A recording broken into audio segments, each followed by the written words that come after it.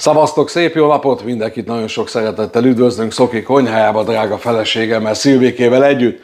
Csodálatos vasárnapot kívánunk mindenkinek, és mondom ezt úgy, hogy ma szombat van, holnap jönnek hozzánk vendégek, egy nagyon kedves család, és imádják ezt az apró süteményt. Na most, ha elkészítem nekik, természetesen megmutatom nektek egy slukkal.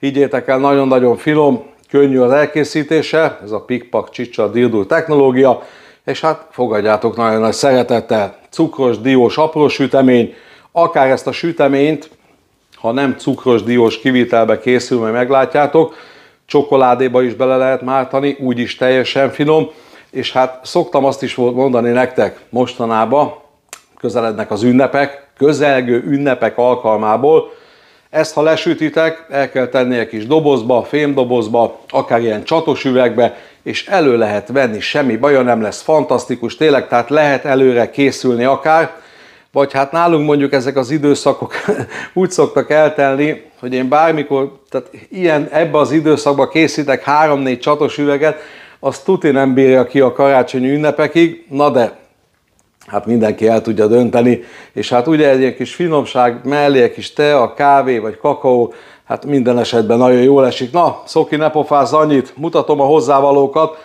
Láthattok sütőport, sütőpornál mindenképpen és minden esetben ajánlom, szitáljátok át. Egy pici vaníliás cukor, tejföl, zsír, zsírral készül a tészta. Egy tojást láthattok, egy kis mini tojást, ez pont elég, hogy lekenjük a tésztát. Láthattok darált diót, kristálycukrot, és azért van egy edénybe, ezt egyszerűen össze fogom forgatni. Láthattok 3 darab tojást, amit már felütöttem, kristálycukrot, lisztet, citromot. Citromnak föl fogom használni a levét is nagy részbe, és a héját is beletesszük a tésztába. Sót láthattok, plusz egy kevés lisztet fogok majd ebből az üvegből felhasználni, természetesen nem kell az egész, amikor majd a táblát megszórom, és természetesen a tésztára is egy pici kerül. Láthattok 2 kinyomóformát, az egyik rugós, ez a perecke rugós, na most erre körülbelül ráültem 2 hete, kipotyogott az acskóból.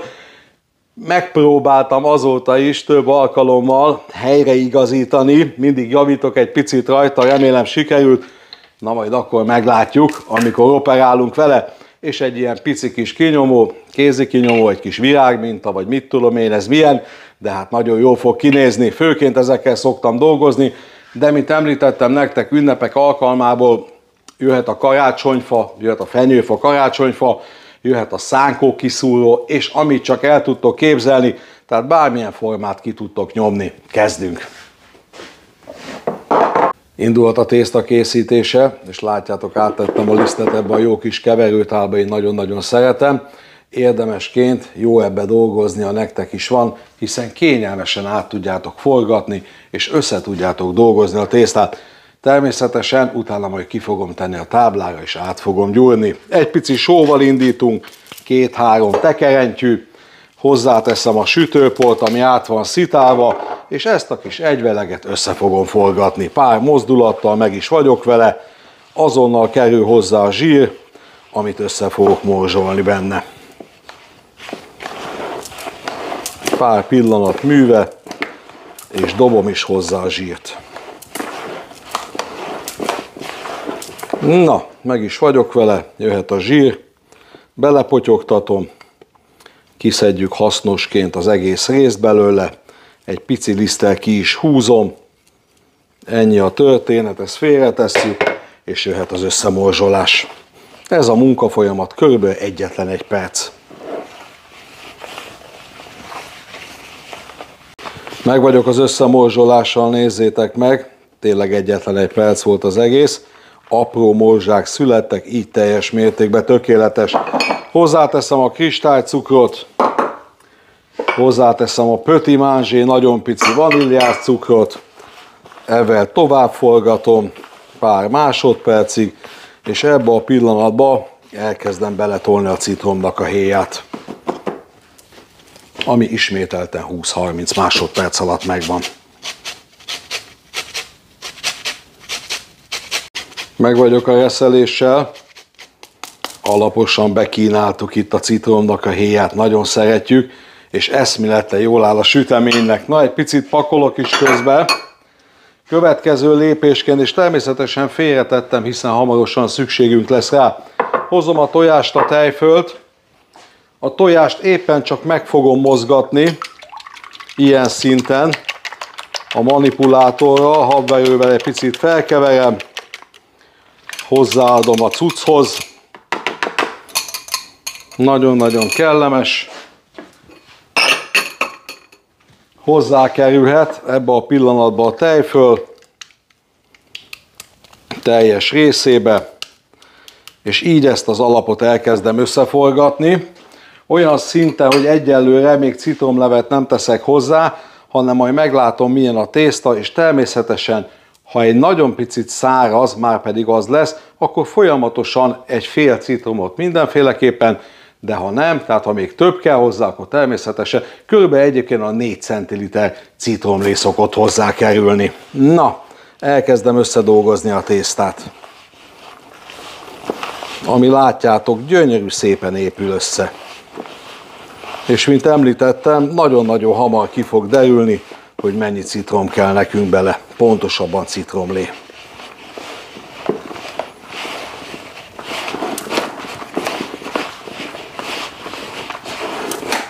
És itt már látom is nagyjából, hogy szárazak vagyunk. Egy felet mindenféleképpen hozzá fogok pumpálni most. Egy picit letakarítom a kezemet, hozok egy kést, kettévágok, és mindenféleképpen arra figyeljetek oda, hogy szűrőn keresztül, vagy legalábbis ne kerüljön bele mag, ez nagyon-nagyon fontos. Vagy oda kell tenni a kezeteket, ennyi. Egy egésznek a felét bele is csavarom. Ez körülbelül 2,5 centiliter eddig, 2,5-3 centiliter. Dolgozunk tovább, és meglátjuk még mennyit vesz föl.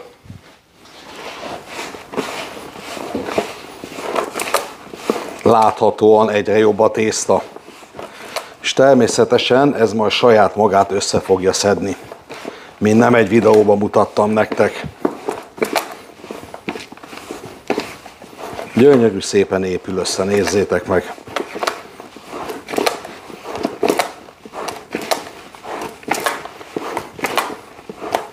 Nagyon-nagyon penge.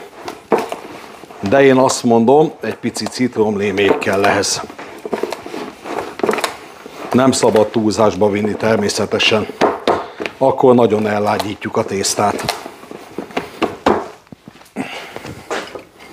Hozom vissza a szűrőt, és még hozzányomok egy 1,5-2 centilitert. Na, ez így lesz a tökéletes. Szuper! És itt egy kis szökevény mag. Na, ezt visszatesszük a helyére. Dolgozok tovább, és hamarosan mutatom nektek, nézzétek meg. Na, ez a jó állag. Gyönyörű szépen szedi össze magát. Nagyon-nagyon kellemes. Kellemesen lágy a tészta. Ahogy összeállt itt, hozom a táblát, kidobom rá, és természetesen ott tovább dolgozok vele egy kicsit. Nagyon szépen kitakarítottam a tálat, mint látjátok. Jöjjön egy pici váltás. Deszkát odébb teszem. Jövök, megyek, mint a turista. Jöhet a tábla. És mint említettem nektek a táblán, egy nagyon picit tovább fogok dolgozni. 1,5-2 perc, utána egy picit beteszem a hűtőbe pihenni, és lényegében jöhet a gyújtás. Párszor átdolgozom rajta. Nagyon-nagyon kellemes, lágy a tészta, nézzétek meg. Nagyon könnyű vele már dolgozni. Egy olyan jó 4 centiliter citromlevet vett föl. Ezt nézzétek meg. Csuda szépen néz ki. Na, egy picit még dolgozok rajta. Lefóliázva viszem a hűtőbe, kb. 15-20 perce. Készen is vagyunk. Ennyi. Fóliázva teszem a hűtőbe. Kijött a tészta a hűtőből, egy pici lisztet alászoltam, és természetesen a tetejére is teszek egy nagyon keveset. Elhúzom rajta, jöhet a nyújtófa, és lényegében, ami most fontos, olyan fél centiméter vastagságra fogom kinyújtani. Utána jöhet a szurkálás. Nem kell sarkosra nyújtani, pontosabban nem fontos, hogy arra nyújtsátok ebbe az esetben. Gyönyörű, szépen kezelhető a tészta, nézzétek meg. Néha egy nagyon-nagyon pici lisztet igényel, rá kell szórni. Nagyon-nagyon hálás a tészta.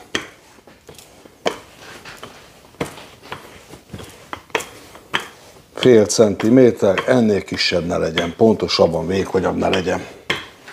Se vastagabb, ha lehetséges.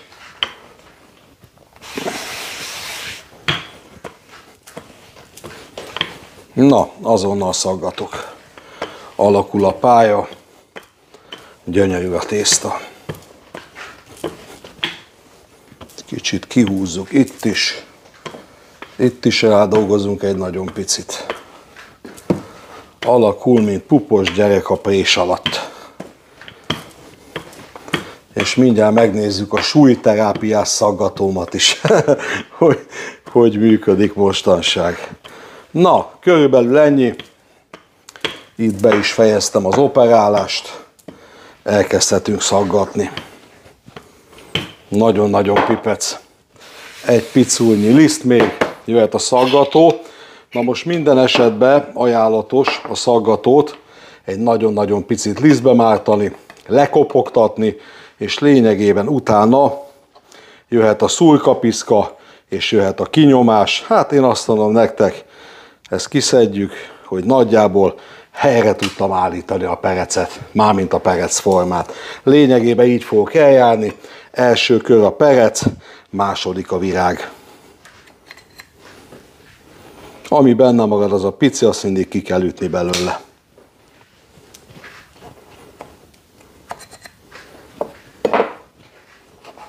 Ennyi az egész, nézzétek meg. A lisztezés nagyon-nagyon fontos. Na, ebben nem marad benne, nézzétek meg. Szépséges perecek. Amiben ott maradt, megfogjátok, és a kis ujjatokkal egyszerűen kitoljátok. Ennyi. Mehet a tepsire. Mutatom a kenést hamarosan nektek. Megszületett az első tepsi, amit mindjárt Szilvike meg is mutat nektek, és én itt a maradék tésztát a resztlivel összegyúltam, hiszen jöhet a virág mintázat, teljes mértékben rendben van, ez is nézzétek meg, ki kell szúrni, kezit csókolom, ez is mehet a tepsire. Természetesen, amikor mind a két tepsi tele van, és marad egy kis tészta, úgy szintén a harmadik tepsit is igénybe kell venni. Egyébként nem is szabad nagyon-nagyon szorosan összehúzni, hiszen tudjátok, fújtatóanyag van benne, ez nagyon-nagyon fontos. Na, dolgozunk tovább, hamarosan kenek, és természetesen jön hozzá a cukros dió. Nagyon pozitív, nézzétek meg. Nagyon szépek. Házi sütemény. Nincsen párja.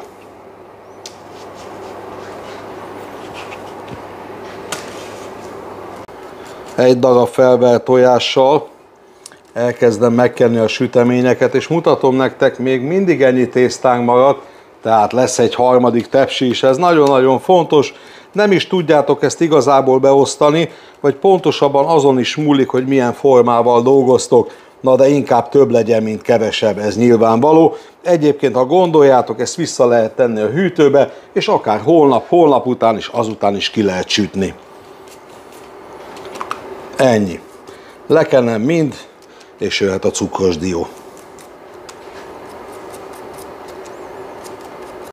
Meg vagyok a lekenéssel, pár mozdulattal átforgatom a cukrot és a diót, pár másodperc az egész, és lényegében halmokat teszek a sütemények tetejére, pontosabban csak a virág mintákra. A perecnél egy nagyon-nagyon picit más az eljárás, ott föl fogok emelni egyet, de meg is mutatom nektek, és itt fölötte fogom a szórást megejteni, egy nagyon picit lerázom, és így megy vissza a tepsire. Ez nagyon-nagyon fontos, ha így szórnám rá, akkor nagyon-nagyon sok lenne az anyagveszteség. Mutatom nektek még egyszer, mondjuk ezt még nem kevertem teljesen el, de nyilvánvaló látszik, potyogjon át rajta lehetőleg, tökéletes, ennyi. Megteszem ezt itt is, mert egy pici beleragadt, egy kicsit kiütögetem, és lényegében így történik a ráhelyezés. A virág mintákra meg épp egy nagyon-nagyon picit rámorzsálok. Ennyi. Dugom hamarosan a sütőbe az első tepsit. Első körbe jöjjenek a perecek, ők az első résztvevők, gyönyörűségesek. Betolom a sütőbe, 180 fokra van beállítva, alsó-felső sütéssel dolgozunk. Arra kell odafigyelni, hogy nem kell színre sütni, amikor már látjátok, hogy a szélei enyhén pirulnak, jöhet ki. Hamarosan mutatom. Jöhetnek ki a pereckék. Tyúj, de jól néznek ki, ezt nézzétek meg. Csodálatosan megsültek, és ebbe a pillanatban jöjjenek a szírmocskák. Szükségük van a melegre. Ezt is bepakolom, természetesen ugyaneddig ki fogjuk sütni, azt nem is említettem nektek, kb. 19-20 percig voltak bent, és amit az előbb mondtam nektek, nem kell, és nem is lehet ezt igazából színre sütni, amikor egy nagyon pici szín elkezd kialakulni, viszont nézésre nézzétek meg a talpát. Gyönyörűségesek, nagyon-nagyon szépen meg vannak sülve. Hagyjuk egy picit pihenni, ezt a pici tésztát még kinyújtom, kiszaggatom, és lényegében hamarosan elbúcsúzunk, mutatjuk a végeredményt kitálalt formába. Fantasztikus kis sütemények. Érdemes elkészíteni. El kell dobozolni, és bármikor lehet csipegetni belőle. Ez holnap el fog fogyni, vegyétek úgy. Nagyon sok szeretettel mutatjuk nektek a végeredményt, így kitálalt formába. Hát nagyon nagy variációra ne számítsatok a tálalás szinten. Belepakoltuk egy fémdobozba őket, ebben is, hogy esetleg meg tudjuk mutatni nektek, hogy karácsonyra készülve, hogy tudjátok elpakolni, persze nem ilyen puposan, azért rá lehessen tenni a fedőt, de mint említettem nektek, hozzánk holnap vendégek jönnek, és lényegében ebből fogjuk kínálni őket. És mutatom nektek, itt készítettem elő egy csatos üveget, teleszóltam pereccel, jó kis cukros pereccel, diós cukros pereccel, hogy így is talán azt meg tudjam nektek mutatni, vagy pontosabban ajánlani tudnám, vagy éppen tudom, hogy egy ilyen csatos üvegben légmentesen a gumi miatt ugye lezárva, természetesen kiviszitek a spejzba, a kis polcra elrakjátok, eldugjátok esetleg, hogy a család ne találja meg, na de ilyeneket azért nem mondok, nyilvánvaló, mi se szoktunk dugdosni otthon, hát minden elő van hagyva, és hát mondjuk ez egy olyan következmény, hogy általában minden másnap jövök, megyek, sütök, főzök, de hát tudjátok, ez a sors, ez a sorsom, és én ezt nagyon szívesen teszem. Na, hát fogadjátok nagyon sok szeretettel, fogyasszátok el majd nagyon jó egészséggel, láttátok a receptet, roppant egyszerű, nagyon könnyen összeállítható, ha szabad javasolnom, akár is nincsen időtök, mondjuk a karácsonyi ünnepekkor, a 24, 25, 26-ra gondolok mondjuk, akkor akár 20-án begyúrjátok a tésztát, zsúszba a hűtőbe, és a kellő alkalomkor kiveszitek, egy picit konyha melegen hagyjátok, nyújtás, szaggatás, kenés, viszont nézésre mehet a sütőbe, és teljesen friss a sütemény. Na, még egyszer elbúcsúzok, fogadjátok nagyon sok szeretettel, fogyasszátok el nagyon egészséggel. Bocsánat, még egy dolog, 100 fölötti a darabszám, nem számoltam, 90 valameddig számoltam, utána rám csöngettek telefonon, elvesztettem a fonalat, tehát egy a lényeg, 100 fölött van, 110, 115 összességében szírmocska és perececske. Szevasztok, jó egészséget, vigyázzatok magatokra, és jó étvágyat ehhez a finomsághoz. Hagy szóljon!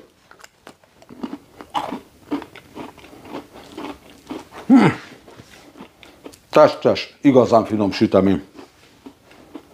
Aki szereti a diót, mogyoróval is jó egyébként, mandulával is, bocsánat, szevasztok. Nagyon finom.